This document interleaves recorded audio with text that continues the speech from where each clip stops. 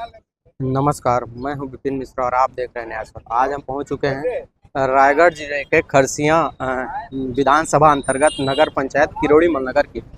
किरोड़ी मलनगर हमेशा विवादास्पद इलाकों में माना जाता है। यह वही किरोड़ी मलनगर है जहां पर पदस्थ हैं रामायण पांडे।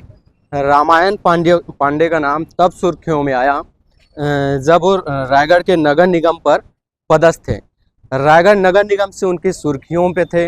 रायगढ़ नगर निगम में भी विवादास्पद स्थितियों में थे और कहते हैं जब से वे किरोड़ी मलनगर आए हैं और जब से यहाँ पर सीएमओ का चार्जभार संभाला है तब से ही आसपास में इनके विरोध के स्वर शुरू हो गए हैं। और आज वही मामला है जिसमें एसीबी बिलासपुर के द्वारा इनके ऊपर रिश्वत लेने के मामले में कार्रवाई की गई है। बहरहाल विवेचना चल रही है, आगे क्या होता है बताते हैं। हम इस वक्त मौजूद हैं किरोड़ी मल नगर पंचायत पर। सबसे बड़े आश्चर्य की बात यह है कि यहाँ पर जो सीएमओ है सबसे भ्रष्ट माने जाते हैं। यह कहे सीएमओ जो सबसे भ्रष्ट है, इनकी शिकायतें लगातार ऊपर हो रही थी और कहीं ना कहीं रायगढ़ नगर निगम में जब से पदस्थ थे तब से इनकी भ्रष्टाचार की शिकायतें लगातार हो रही थी। लेकिन कहीं ना कहीं पैसे के दम पर किसी न किसी नेताओं को खरीद कर यह व्यक्ति अपनी पैठ जमा रखते थे। यहाँ के बाद इनका स्थानांतरण धर्मजयगढ़ हुआ। धर्मजयगढ़ में भी हमेशा ये विवादों में रहे। उसके बाद घूम फिर कर फिर किरोड़ी मलनगर आ गए और यहाँ पर मलाई छानने लगे। हम बात करते हैं यहाँ पर कि आखिर इनकी समस्याएं क्या थी। ये कब से पदस्थ थे यहाँ पर? ये लगभग यहाँ 2 बार 5 साल कार्यकाल इनका रहा, लगभग 5 साल। सुनने में यहाँ उनका कोई ठेकेदारी में परसेंटेज फिक्स था। यहाँ नगर पंचायत में उतना तो मेरी जानकारी नहीं, लेकिन जो यहाँ पे कॉन्ट्रैक्टर काम करते हैं यहाँ रायगढ़ में जितने भी नगर पंचायत छत्तीसगढ़ में है सबसे ज़्यादा परसेंटेज यहीं पे फिक्स था। तो इसका कोई विरोध नहीं करता था? विरोध यहाँ होता था पर राजनीतिक सह था। और यहाँ स्थानीय नेता थे, उनका रसूखदार माने काफ़ी ऊपर से इनका सह था, इसीलिए लगातार कोई भी सीएमओ इतना समय तक किसी नगर पंचायत में रहता नहीं। आज जो कार्रवाई हुई किसकी हुई है? आज कार्रवाई हम लोग शाम को अचानक पता चला कि रेड पड़ी है एंटी करप्शन ब्यूरो का, तो हम लोग यहाँ इकट्ठा हुए हैं। शिकायत करता था और काफी दिनों से शिकायत करता है, सुनने में आया कोई वरुण सिंह है करके, उससे कुछ पैसा का कुछ परमिशन को लेकर डील हुआ था। तो कितने कोई अमाउंट का कोई अमाउंट शायद है 20 या 20 हजार का आसपास। सुनने में जब से किरोड़ी मलनगर पदस्थ है तब से लगभग 1 करोड़ रुपए का अपना मकान हाँ, लिया और आलीशान बनाया।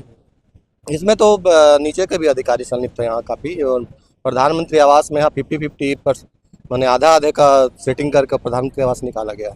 तो मान लो अब जो कार्रवाई हो चुकी है, इसके बाद अगर कोई इसको नहीं हटाया जाता है इस यहाँ के पद से, तो फिर आगे आप लोग कुछ सड़क पर उतर के इसके खिलाफ? हम लोग तो लगातार मांग कर ही रहे थे ट्रांसफर के लिए, लेकिन ऊपर से भी कुछ नहीं हो रहा था। और देखिए होनी अचानक ऐसा कांड हुआ। बहरहाल अब देखना यह है कि इस भ्रष्ट अधिकारी का स्थानांतरण होता है या फिर हवालातों के पीछे पहुंचते हैं, क्योंकि ऐसे भ्रष्ट अधिकारी का जेल में जाना वाजिब है।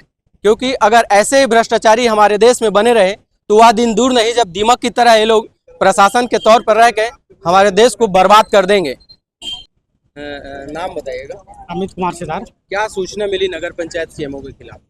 अभी एंटी ब्यूरो वाले तो आए हुए हैं करके सूचना मिली है, और जब से हम लोग देख रहे हैं लगभग ये 1-2 घंटे से सील लगा हुआ है नगर पंचायत पे।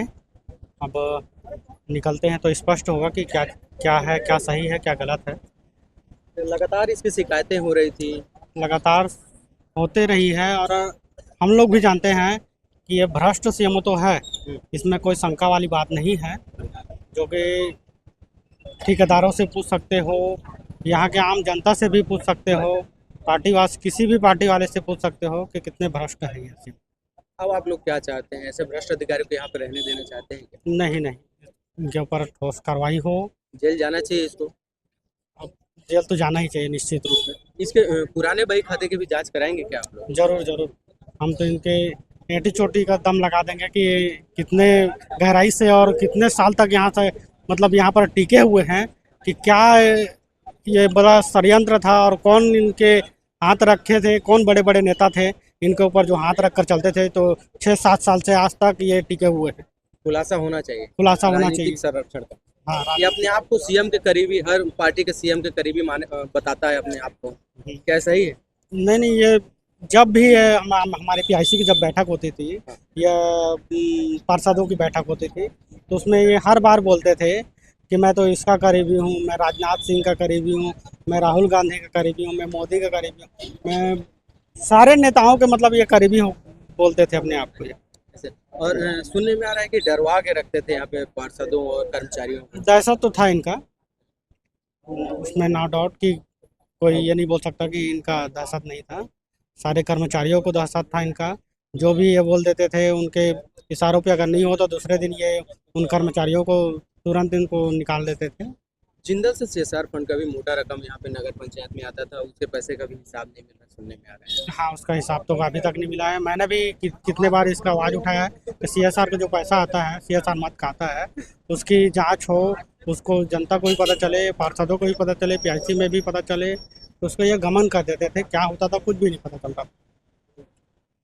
बहरहाल अब देखना यह है कि ऐसे अधिकारी क्या अब इस कुर्सी पर बने रहते हैं या फिर सलाखों के पीछे पहुंचते हैं।